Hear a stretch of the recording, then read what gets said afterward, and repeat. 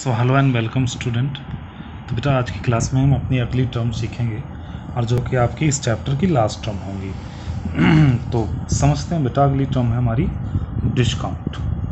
ठीक है, तो डिस्काउंट टर्म को समझते हैं। तो डिस्काउंट बेटा हमारा क्या होता है?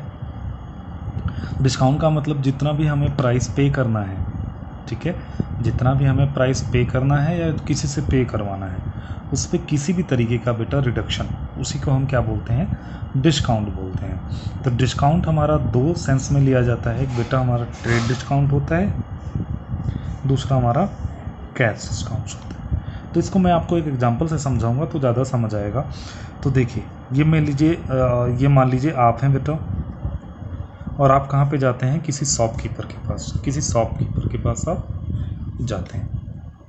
ये मान लीजिए आप हैं और किसी शॉपकीपर के पास जाते हैं और आप उसको बोलते हैं कि एक शर्ट कितने की? तो बोलता है एक शर्ट आपको 1000 रुपये की पड़ेगी। तो आप उसको क्या बोलते हैं? अगर मैं बल्क में लूँ, अगर मैं 100 शर्ट लूँगा तो आप कितने में दोगे? तो बोलता है कि 100 शर्ट का जो प्राइस है वो कितना हो गया? 1 लाख हो गया। क्योंकि अगर आप बल्क में लोगे, ज़्यादा क्वांटिटी में लोगे, तो हम आपको डिस्काउंट दे देंगे। कितना? 5% का डिस्काउंट दे देंगे। तो 5% का डिस्काउंट का मतलब कितना? 5000 रुपये डिस्काउंट। तो अब आपको वो शर्ट कितने में पड़ गई बेटा? 95,000 में। तो ये जो 5% है ना, इसी को क्या बोलते हैं? हम ट्रेड डिस्काउंट बोलते हैं। ठीक है, उसी को हम क्या बोलते हैं? ट्रेड डिस्काउंट बोलते हैं। लेकिन एक चीज़ ध्यान रखना बेटा, ट्रेड डिस्काउंट कभी भी आपकी बुक ऑफ अकाउंटिंग में रिकॉर्ड नहीं होता है। तो नेवर रिकॉर्डेड इन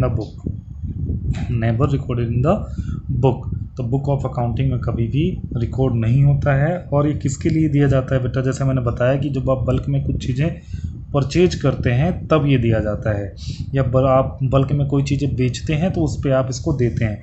तो ये बेटा सेल्स को बूस्ट करने के लिए, मतलब सेल्स आपकी ज़्यादा हो, ठीक है, सेल्स को बूस्ट करने के लिए दिया जाता है डिस्काउंट जब आप बल्क में परचेज करते हैं। तो अब यहाँ पे बेटा जो बुक ऑफ अकाउंटिंग है उसमें कितना अमाउंट बेटा रिकॉर्ड करेंगे? ओनली 95,000, न कि 1 लाख बेटा, क्योंकि 5,000 का हमें क्या मिल गया? डिस्काउंट मिल गया। लेकिन ये डिस्काउंट अपनी बुक में हम कभी भी रिकॉर्ड नहीं करते हैं। ठीक है, तो आई होप बेटा आपको ट्रेड डिस्काउंट ज़रूर समझ आया होगा। तो अब बात करते हैं बेटा कैश डिस्काउंट की। तो कैश डिस्काउंट बेटा कब दिया जाता है? तो आपको मैं एक एग्जांपल से ही समझाऊंगा। मान लीजिए बेटा ये आप हैं, ठीक है, और ये आपका डेटर्स है। डेटर्स पिछली क्लासेस में बेटा मैं क्लियर करवा चुका हूँ। मीनिंग डेटर्स का क्या होता है? डेटर्स का मतलब जिससे हमें पैसे लेने हैं। तो आपको इससे ना बेटा कितना लेना है? आपको इससे 10,000 रुपीज़ लेने हैं। 10,000 किससे लेने हैं? अपने डेटर से लेने हैं। और कब लेने हैं? आफ्टर 3 मंथ लेने हैं।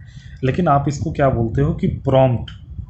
आप इसको प्रॉम्प्ट करते हो, मोटिवेट करते हो कि क्या कर दे? वो आपको अर्ली पेमेंट कर दे, मतलब 3 महीने से पहले पेमेंट कर दे। और आप उसको ये लालच देते हो कि अगर आप 3 महीने से पहले पेमेंट कर देते हो तो हम आपको कितना देंगे? 10% का डिस्काउंट देंगे। 10% का डिस्काउंट का मतलब 10,000 का 10% बेटा कितना हो गया? 1,000। तो 1,000 का हम आपको क्या देंगे? डिस्काउंट देंगे। और आप उसको बोलते हो कि आपको अब कितना अमाउंट पे करना पड़ेगा? ओनली 9,000 पे करना पड़ेगा, क्योंकि 1,000 रुपये हमने आपका क्या कर दिया? माफ़ कर दिया।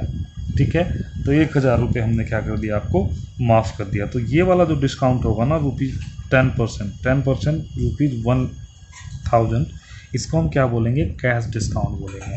और कैश डिस्काउंट हमेशा आप अपनी बुक में रिकॉर्ड करते हो। Is always recorded in a book, always recorded in a accounts या बुक। ठीक है, हमेशा ये बुक में रिकॉर्ड होता है। और ये किस लिए होता है बेटा?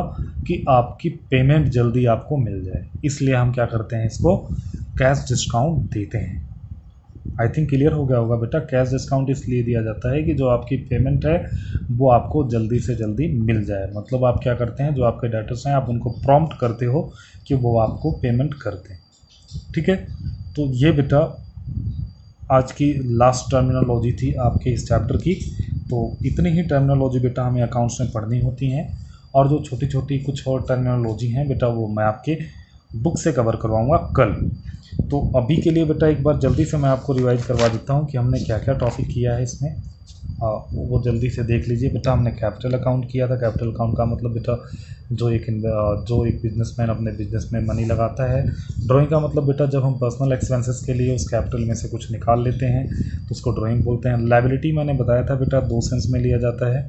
लायबिलिटी का मतलब एक बिजनेस के ऊपर बर्डन, जो उसने बाहर से कुछ पैसे ले रखे हैं या किसी से कुछ सामान ले रखा है उसका पैसा पे करना है, तो नॉन करंट लायबिलिटी बेटा। और करंट लायबिलिटी, करंट लायबिलिटी मैंने बताया था कि बेटा जो लेस देन 1 ईयर के लिए होती है, लेकिन जो नॉन करंट लायबिलिटी होती है वो क्या होती है, मोर देन 1 ईयर के लिए होती है। उसके बाद एसेट्स, तो एसेट्स के लिए मैंने आपको बताया था बेटा कि ये इकोनॉमिकल रिसोर्स होते हैं बिजनेस के, ठीक है, it's a economical resource of business. तो non current assets and current assets मैंने बताया था।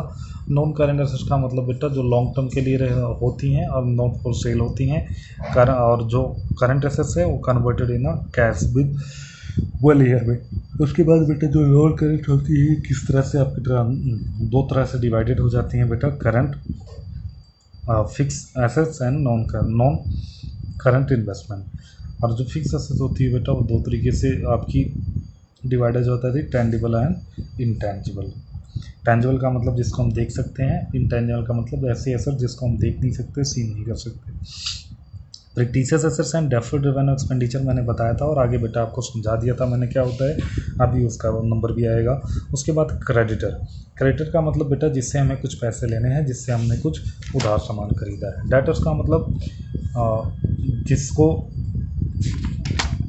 क्रेडिटर का मतलब जिसको बेटा हमें पैसे पे करने हैं, डेटर्स का मतलब जिसको हमें पैसे लेने हैं, तो ठीक है, जिसको हमें पैसे लेने हैं उससे। रिसिप्ट का मतलब होता है बेटा जब हम क्या कर लेते हैं, जो भी हमें पैसा रिसीव होता है अपने एसेट्स एंड गुड्स को बेच के, वो रिसिप्ट होता है। एक्सपेंडिचर मैंने बताया था बेटा कि जब आप क्या करते हो, अमाउंट स्पेंड करते हो लायबिलिटी या फिर किसी liability incurred for acquiring assets and goods and services, तो उसमें हम बोलते हैं। कैपिटल एक्सपेंडिचर जिसमें बेटा आप फिक्स एसेट्स को परचेज करने के लिए, रेवेन्यू एक्सपेंडिचर जिसमें आप क्या करते हो बेटा, पेड करते हो जो एग्जॉस्टेड हो जाते हैं 1 ईयर में। तो इनकम एंड प्रॉफिट मैंने बताया था बेटा, जो रेवेन्यू एक्सपेंडिचर होते हैं उसमें से एक्सपेंसेस को माइनस कर दीजिए इनकम। उसके बाद प्रीपेड एक्सपेंसेस किया था, फिर आउटस्टैंडिंग एक्सपेंसेस किया था हमने, उसके बाद फिक्टिशियस एसेट्स किया था, और इसी में डेफर्ड रेवेन्यू एक्सपेंडिचर, और आज हमने डिस्काउंट की क्लास करी। तो ये बेटा आपका चैप्टर यहीं पे कंप्लीट हो जाता है। तो कल आपकी बुक के अकॉर्डिंग बेटा मैं कवर करवा दूंगा। So thank you for watching the video.